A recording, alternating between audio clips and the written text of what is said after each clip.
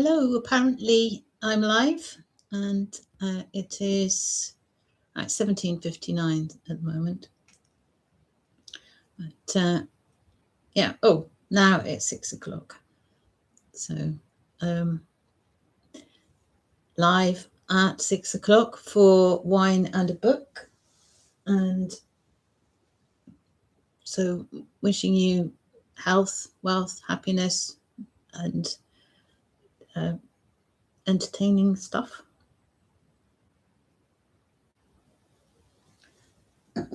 So this is all part of Indie Author Week UK 2026, and this is day 2.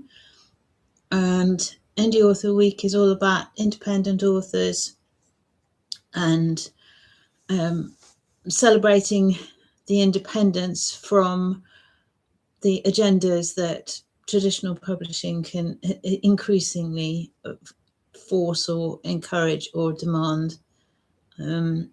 Anybody who's written a children's book recently will know how difficult it is to get anything through that doesn't conform to a whole series of bizarre ideas. Anyway, tonight I'm reading a little bit from my grandfather's autobiography, and that's a civil engineering autobiography. And it since D-Day, the D-Day celebrations were yesterday, I thought it would be a good idea to do something on what happened to him in the immediate succession to the end of the war. He spent all the war years working on defence in London or in the southeast. He and his team built a whole load of pillboxes. They built some of the caissons that were used for D-Day, and I did years ago do a book reading from that section of the book. That was live on Facebook, and Facebook has deleted it. So that's one of the reasons for moving across to YouTube, where, as far as I'm aware, there are currently no plans to delete things that are put up by people. People can delete their own things, but it's a bit mean to delete other people's lives. So it is warmer down below. So this is the one I'm reading from. That's just there for being looking pretty. He did that tapestry. It's a seat cover in the hall, and it's of Stevenson's rocket. And on the spine of the book, I called it Puffing Billy because that's what his daughter, my aunt, called it. Joy of joys. Anyway, this is Widening Vistas, The Rise of Soil Mechanics Limited. There's a whole load of things that he refers to that I've got to try and work out how to say. Anyway, one of the side effects of Chingford Reservoir, so in 1936, the Chingford Reservoir digging had actually involved a massive great slip, and this brought a very important person, Karl Terzaghi, into Britain to support soil mechanics as a way of looking at things, where it was a new idea. It was a rotational slip and really formulated quite a lot of stuff that underpins the first few sentences in this section.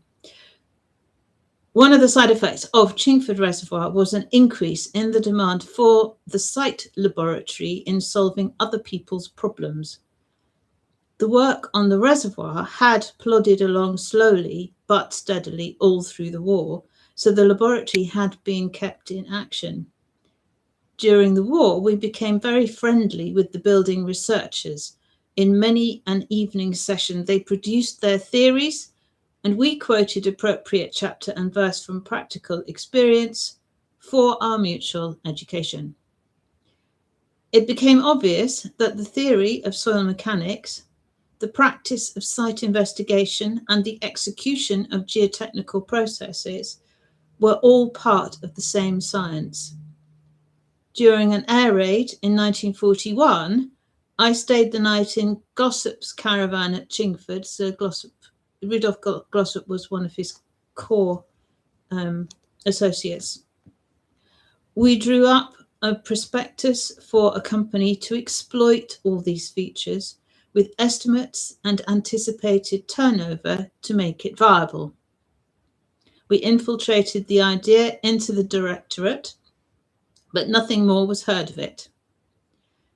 Glossop went off to build various airfields, and Hugh Golder, another key associate, left the building research establishment to join him for practical experience. Then, after D-Day in 1944, we found that a company had been formed called Soil Mechanics Limited, but the directors had forgotten to tell us, so we just took charge of it with Hugh Golder as our leading expert. Sir George Burt had rented the mezzanine floor of his block of flats at 123 Victoria as his air raid shelter. So Sir George Burt was the managing director of John Molam and Company, for whom they actually worked. And we took it over as our laboratory. Later, as the firm expanded, we inherited his spacious fourth floor flat as our offices. The firm had always employed male secretaries. Just before the war, I paid an infrequent visit to head office, where I retired to the cloakroom reserved for senior staff.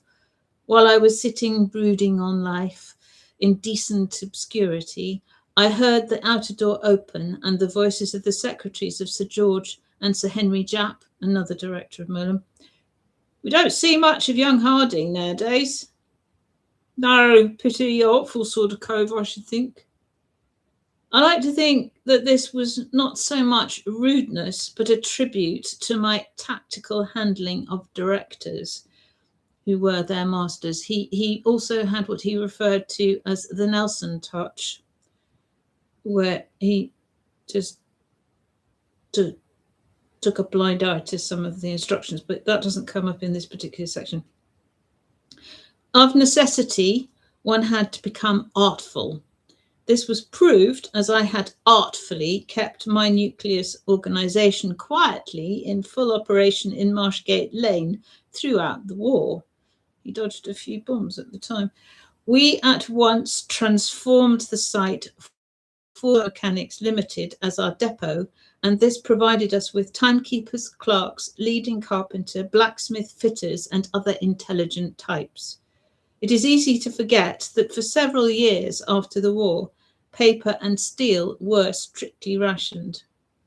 If steel was needed for plant or for making equipment, an M form had to be obtained and processed through a ministry. This again called for artfulness. The moment the war ended, the government dispatched many missions of experts to visit all parts of Germany to find out all that they could about German methods and actions, and Glossop and Golder were both co-opted. Members of the missions were given uniforms and transitory ranks as colonels or majors, so that they could move more easily among the armies of occupation while studying all that they could. Glossop's group went to inspect underground factories where rockets and much else had been made by slave labour. He reported that we had only just won the war in time. Golder investigated soil mechanics and any appropriate matter in the same category. The Siemens Bau Union office in Frankfurt was important, as the firm was the leading civil engineering firm of designers and constructors in Germany. They found a vast drawing office quite intact, with drawing boards littered with drawing instruments lying loose on them, exactly as if the staff had just gone out to lunch. There must have been a panic evacuation, and it left a curious impression. They both commented on the fact that the Germans whom they had interviewed did not seem to consider that they had behaved in any unusual ways, and they were most talkative in giving information. My comment in the letter was not polite. So he used to send letters to something he called the 21 Club. It was a sort of networking group from university days, and they really did do each other proud. It sort of linked in the 1920s. The Germans thought that they were the salt of the earth, and so, up to a point, they were, but unfortunately, they were fruit salts, so did not act so smoothly as they hoped. So I put a little post note there. It seems odd to refer to the Germans as stomach settlers, which fruit salts apparently were. So presumably there was a further use as a laxative, given that HJBH, my grandfather, did have quite an interest in those matters. My daughter is now in full swing at the AA. This does not mean that she wears a badge in her bonnet and is saluted by smart men in gaiters, but that she is a student at the Architectural Association School. We all went down to Blandford last term to Branston half term and saw a most remarkable performance of St. Joan. We also hired a Morris 8, so 6 of us crowded in and went to Swanage, where we saluted John Molam's in brackets cannon, end brackets balls. And as it poured with rain, attended a marionette show in the Molam Memorial Hall, complete with a bust of John Molam in terrific whiskers. The family were taken behind the scenes to study the objects, and in the summer holidays, a great bout of puppet making took place. Puppets were a thing of my childhood as well. My largest son passed his school certificate at 14, that's my father, so padded off to see John Walker, the registrar, to see what subjects he should take, and so on, for entering City and Guilds College in 1948. When they found his age, they threw him out as they were too busy with this year's problems to cope with him. 1945. In November 1945, I was sent on a different mission to help the French in repairing devastation. The firm of Paulings were to assist Batignolles in rebuilding the docks at Dunkirk, the third largest port in France. The big entrance lock to the impounded area had been rebuilt in the 1930s by Siemens Biounion as part of German reparations after the First War. As the whole area is built in fine sand full of groundwater, Siemens had used the deep well system for the work, and I had been included to advise on the use of the method in the rebuilding. Colonel Thompson of Paulings and I flew to Paris by the newly revived commercial flights, which were run by the RAF with wartime Dakotas. After we had sat for several hours in a building in St. James's, SW1 London, we were told to embuss. Unexpectedly, a WRAF girl called for me to return to the desk, where she asked in dulcet tones, "Excuse me, sir, your religion?" This was my first flight, but any nervousness evaporated at this kind thought that if I was not incinerated, I should be buried in the right quarter with the correct rites. In due course, we bumped over the grass of Croydon Airport and took off, sitting facing each other on metal tip-up seats, clasping a cardboard box containing sandwiches for lunch. We arrived at Le Bourget at 5 p.m., having arrived at St. James's at 8 a.m. that morning. Not surprisingly, Paris looked very dilapidated and hardly visible behind the masses of Communist Party posters. We drove at once to Batignolles' office, where we found that no one spoke English. As my French had lain dormant since school, it was pretty hard going, but Colonel Thompson spoke a bold, simple French in a bold English accent, so we got on. Luckily, I had brought with me a photostat article from the magazine Travaux, 1937, on the new work at Dunkirk, and as this had a more up-to-date plan of the docks than the French had been able to find, a good impression was made. Next day, we set out for Dunkirk in a 10-horsepower car with broken springs. Whenever the chauffeur saw another car approach on the horizon, he immediately began to sound his horn in blasts until we were 100 yards apart. We went through Arras, then Amiens, then Hazebrouck, which took us from south to north, and so cut across the line of the Allied advance.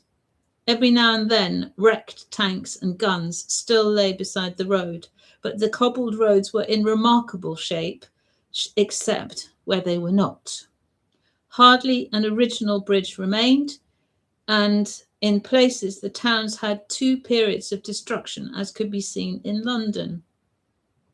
Siepman's primary French course of my youth used to refer to les plaines monotones de Picardie, and how true that was, almost entirely planted with sugar beet. All the peasants were hard at it with bullock carts or ploughing, sometimes with a horse and bullock pulling a plough together. At intervals, German prisoners were repairing the roads. We got to Dunkirk by 12:30 and had a very French lunch with vino, which, together with the driver's continuous hooting and the bumping, left a considerable headache to be coped with. The area around the docks had been very much knocked about and was a depressing sight. We then inspected the Freycinet docks, which had been built after the beginning of the Third Republic in France in 1870. These were long lengths of water with walls and sheds on each side, leading from an area of water which led to two entrance locks. The whole system is impounded and in peacetime is permanently full of water. When the Germans had to retreat out of spite, they scuttled many craft in the entrance locks and hung barrels of explosives at intervals all along each dock wall except one. They then blew the lock gates and let out all of the water. As a result, the only unbreached wall, not surprisingly, collapsed into the dock from the unmatched water pressure in the ground behind. The other walls had been breached, so the groundwater had drained away. The walls survived, which was the opposite of the German intention, so they were not always as bright as people think. The Germans had also tipped every dockside crane and whatever else was useful into the docks and blown up buildings. It was a sorry sight and made no more cheerful for the appearance of many gangs of mournful German prisoners being made to clear up the mess of their own making. The upshot of the visit was positive for Batignolles and negative for us, as, after much thought, I advised Batignolles that as the Germans had been so considerate as to breach the walls before letting out the water, so that the groundwater had drained away through the openings, there would be no need for deep well groundwater lowering.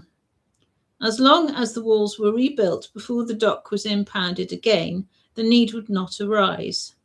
This saved the gallant French much money.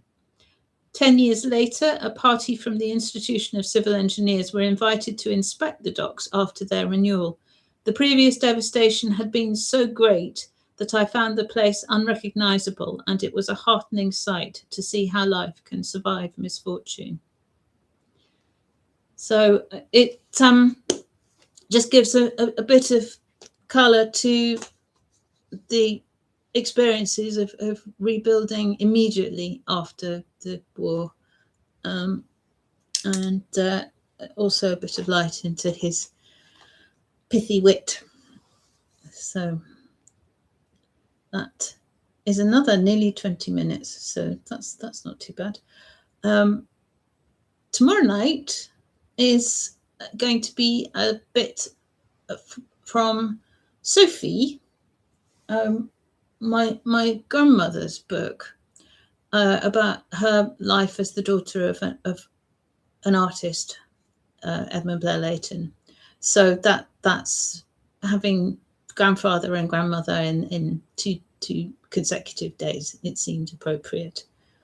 So thank you very much for watching, and wishing you all the very best of health, wealth, and entertainment.